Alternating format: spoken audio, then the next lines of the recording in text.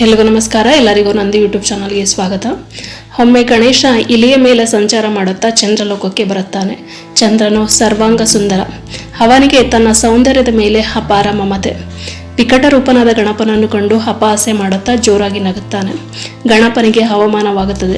ಚಂದ್ರನಿಗೆ ಹೀಗೆ ಶಾಪ ನೀಡುತ್ತಾನೆ. ಎಲ್ಲೈ ಚಂದ್ರ, ನೀನು ಸೌಂದರ್ಯದ ಮದದಿಂದ ಬೀಗುತ್ತಿದ್ದೀಯ. ಮೂರ್ಖ, ಅದಕ್ಕೆ ತಕ್ಕ ಪ್ರತಿಫಲವನ್ನು ಅನುಭವಿಸು. ನಿನ್ನೆಲ್ಲ ಗರ್ವ, ಅಜ್ಞಾನಕ್ಕೆ ಕಾರಣವಾದ ಸೌಂದರ್ಯ ಕುಂದಿ ಹೋಗಲಿ. ಭಾದ್ರಪದ ಶುದ್ಧ ಚೌತಿ ಎಂದು ನಿನ್ನನ್ನು ನೋಡುವವರು ಅಪವಾದಕ್ಕೆ ಗುರಿಯಾಗಲಿ ಎಂದು ಶಪಿಸುತ್ತಾನೆ. ಶಾಪಗ್ರಸ್ತನಾದ ಕೂಡಲೇ ಚಂದ್ರನ ಅಹಂಕಾರ ಹಿಡಿದು ಹೋಗುತ್ತದೆ. ಅವನಿಗೆ ತನ್ನ ತಪ್ಪಿನ ಅರಿವಾಗುತ್ತದೆ. ಗಣೇಶನ ಮುಂದೆ ಭಯ ಭಕ್ತಿಗಳಿಂದ ಕೈ ಮುಗಿದು ನಿಂತು, ಸ್ವಾಮಿ, ನನ್ನ ಅಜ್ಞಾನವನ್ನು ಕ್ಷಮಿಸಿಬಿಡು. ನನಗೆ ಕೊಟ್ಟ ಶಾಪವನ್ನು ಹಿಂತೆಗೆದುಕೊಂಡು ಉದ್ಧರಿಸು ಎಂದು ಬೇಡಿಕೊಳ್ಳುತ್ತಾನೆ. ಗಣೇಶ ಚಂದ್ರನನ್ನು ಕ್ಷಮಿಸುತ್ತಾನೆ. ಚೌತಿಯ ದಿನ ನಿನ್ನನ್ನು ನೋಡಿ ಎಲ್ಲ ಅಪವಾದಕ್ಕೆ ಗುರಿಯಾದವರು ಶುದ್ಧ ಬಿದಿಗೆಯ ದಿನ ನಿನ್ನ ದರ್ಶನ ಮಾಡಿದರೆ ಅಥವಾ ಶಮಂತಕ ಮಣಿಯ ಕಥೆಯನ್ನು ಕೇಳಿದರೆ ಅಂಥವರು ಅಪವಾದದಿಂದ ಮುಕ್ತರಾಗಲಿ ಎಂದು ಹೇಳುತ್ತಾನೆ. ಚೌತಿಯ ದಿನ ಚಂದ್ರನನ್ನು ನೋಡಿ ಅಪವಾದಕ್ಕೆ ಗುರಿಯಾದವರು ಕೇಳಬೇಕಾದಂತಹ ಶಮಂತಕ ಮಣಿಯ ಕಥೆಯನ್ನು ಕೇಳೋಣ ಬನ್ನಿ. ದ್ವಾಪರ ಯುಗದಲ್ಲಿ ದ್ವಾರಕೆಯಲ್ಲಿ ಶ್ರೀಕೃಷ್ಣನನ್ನು ಭೇಟಿ ಮಾಡಿದಂತಹ ನಾರದರು ಹೊರಡಬೇಕಾದ್ರೆ ಚೌತಿಯ ದಿನ ಚಂದ್ರನನ್ನು ನೋಡಬಾರದೆಂದು, ನೋಡಿದರೆ ಅಪವಾದಕ್ಕೆ ಗುರಿಯಾಗಬೇಕಾಗುತ್ತದೆಂದು ನಡೆದ ಕಥೆಯನ್ನು ವಿವರಿಸಿ ಅಲ್ಲಿಂದ ಹೊರಡುತ್ತಾರೆ. ಶ್ರೀಕೃಷ್ಣನು ಕೂಡ ಈ ವಿಚಾರವನ್ನು ಜನಗಳಿಗೆ ಪ್ರಚಾರ ಮಾಡಿ ತಲುಪಿಸುತ್ತಾನೆ.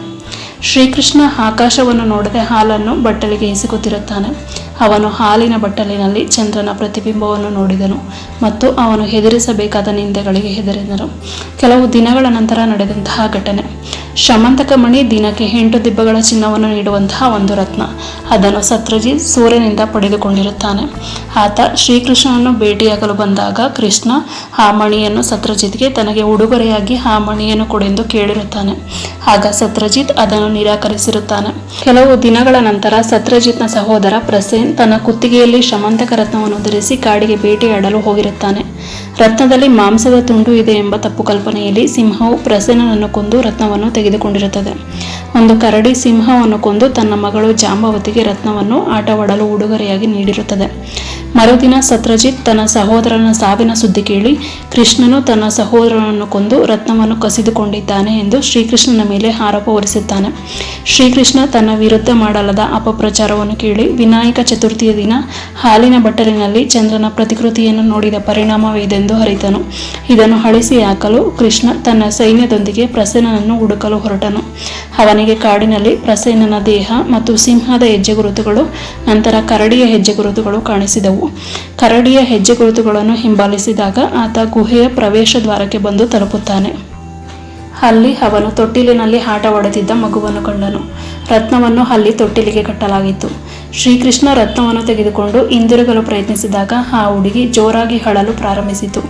ಆ ಧ್ವನಿಯನ್ನು ಕೇಳಿ ಜಾಂಬವಂತ ಕರಡಿ ಕೋಪದಿಂದ ಶ್ರೀಕೃಷ್ಣನ ಮೇಲೆ ದಾಳಿ ಮಾಡಿ ಅವನೊಂದಿಗೆ ಹೋರಾಡಲು ಪ್ರಾರಂಭಿಸಿತು. ಶ್ರೀಕೃಷ್ಣ ಮತ್ತು ಜಾಂಬವಂತನ ನಡುವೆ 28 ದಿನಗಳ ಕಾಲ ಭೀಕರ ಹೋರಾಟ ನಡೆಯಿತು. ಜಾಂಬವಂತನು ಸುಸ್ತಾಗಿದ್ದನು ಮತ್ತು ಆಗ ಅವನಿಗೆ ಶ್ರೀಕೃಷ್ಣ ರಾವಣನನ್ನು ಕೊಂದ ರಾಮನೇ ಎಂಬುದು ಅರಿವಾಯಿತು. ಆಗ ಅವನು ಶ್ರೀಕೃಷ್ಣನಿಗೆ ಶರಣಾಗಿ ಹೀಗೆ ಹೇಳುತ್ತಾನೆ: ಓ ಸರ್ವಶಕ್ತನೇ, ನೀನು ನನ್ನ ರಾಮ ಮತ್ತು ತ್ರೇತಾಯುಗದಲ್ಲಿ ನೀನು ನನಗೆ ನಿನ್ನಿಂದ ಯಾವುದೇ ವರವನ್ನು ಪಡೆಯಲು ಅವಕಾಶ ನೀಡಿದ್ದೆ ಮತ್ತು ನಾನು ಮೂರ್ಖತನದಿಂದ ನಿನ್ನೊಂದಿಗೆ ಹೋರಾಡಲು ಅವಕಾಶ ನೀಡುವಂತೆ ಕೇಳಿಕೊಂಡಿದ್ದೆ ಮತ್ತು ನೀನು ನನ್ನ ಆಸೆ ಭವಿಷ್ಯದಲ್ಲಿ ಈಡೇರುತ್ತದೆ ಎಂದು ಹೇಳಿದ್ದೆ. ನಂತರ ನಾನು ಪ್ರಾರ್ಥಿಸುವ ಮೂಲಕ ಯುಗಗಳನ್ನು ಕಳೆದೆ. ಈಗ ನೀನು ನನ್ನ ಸ್ಥಳಕ್ಕೆ ಬಂದು ನನ್ನ ಆಸೆಯನ್ನು ಪೂರೈಸಿದ್ದೀಯಾ. ದಯವಿಟ್ಟು ನನ್ನ ತಪ್ಪನ್ನು ಕ್ಷಮಿಸಿ ನನಗೆ ಆಶೀರ್ವದಿಸು ಎಂದು ಕೇಳಿಕೊಂಡನು. ಆಗ ಶ್ರೀಕೃಷ್ಣ ಸಂತೋಷದಿಂದ ಅವನನ್ನು ಅಪ್ಪಿಕೊಂಡನು. ನನ್ನ ಮೇಲೆ ಶಮಂತಕ ರತ್ನವನ್ನು ಕಸಿದುಕೊಂಡಿರುವಂತೆ ಆರೋಪವನ್ನು ಹೊರಿಸಲಾಗಿದೆ, ಹಾಗಾಗಿ ಆ ರತ್ನವನ್ನು ಕೊಡುವಂತೆ ಕೇಳಿದನು. ಆಗ ಜಾಂಬವಂತ ತನ್ನ ಮಗಳು ಜಾಂಬವತಿಯೊಂದಿಗೆ ಆ ರತ್ನವನ್ನು ಕೂಡ ಶ್ರೀಕೃಷ್ಣನಿಗೆ ಒಪ್ಪಿಸಿದನು. ಶ್ರೀಕೃಷ್ಣ ನಂತರ ಬಂದು ಎಲ್ಲರಿಗೂ ನಡೆದ ಕಥೆಯನ್ನು ವಿವರಿಸಿದನು. ಆಗ ಸತ್ರಜಿತ್ಗೆ ತನ್ನ ತಪ್ಪಿನ ಅರಿವಾಗಿ ಶ್ರೀಕೃಷ್ಣನಿಗೆ ಸತ್ಯಭಾಮೆ ಮತ್ತು ರತ್ನವನ್ನು ಹಿಂದಿರುಗಿಸಿದನು. ಶ್ರೀಕೃಷ್ಣ ಸತ್ಯಭಾಮೆಯನ್ನು ಸ್ವೀಕರಿಸಿ ರತ್ನವನ್ನು ತನ್ನ ಬಳಿಗೆ ಇಟ್ಟುಕೊಳ್ಳುವಂತೆ ಸತ್ರಜಿತ್ಗೆ ಹೇಳಿದನು. ಶ್ರೀಕೃಷ್ಣ ಜಾಂಬವತಿ ಮತ್ತು ಸತ್ಯಭಾಮೆ ಇಬ್ಬರನ್ನು ಒಂದು ಶುಭ ದಿನದಂದು ವಿವಾಹವಾದನು. ನಮಸ್ಕಾರ.